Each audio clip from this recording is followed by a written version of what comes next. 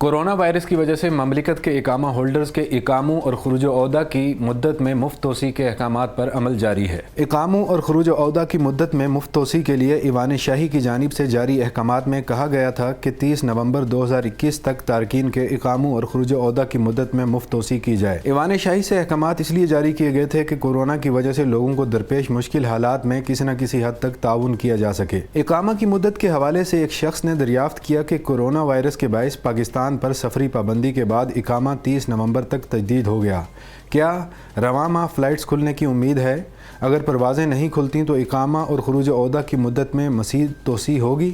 جوازات کا کہنا تھا کہ ایوان شاہی کی جانب سے بیرون مملکت گئے ہوئے اقامہ ہولڈرز کے خروج عہدہ اور اقاموں کی مدت میں مفت توسیع کے احکامات 30 نومبر 2021 تک کے لیے جاری کیے گئے تھے، جن پر عمل درآمد نیشنل ڈیٹا بیس سینٹر کے تعاون سے جاری ہے۔ جوازات کا مزید کہنا تھا کہ تارکین کے اقاموں اور خروج عہدہ کی مدت میں توسیع اور پروازوں کے حوالے سے احکامات تاحال جاری نہیں ہوئے۔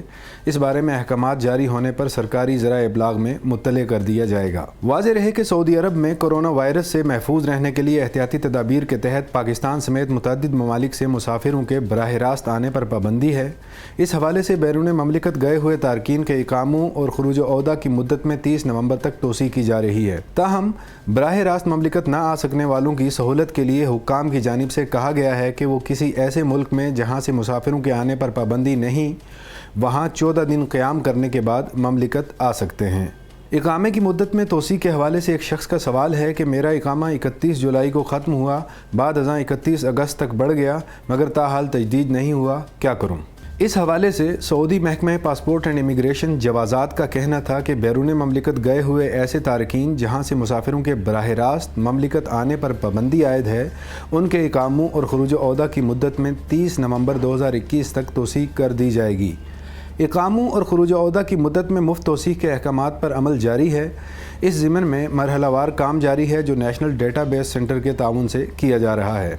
واضح رہے کہ ایسے افراد جن کے اقاموں اور خروج عہدہ کی مدت میں 30 نومبر 2021 تک توسیع نہیں ہوئی تو انہیں چاہیے کہ وہ انتظار کریں، کیونکہ سسٹم میں مرحلہ وار توسیع کا کام کیا جا رہا ہے۔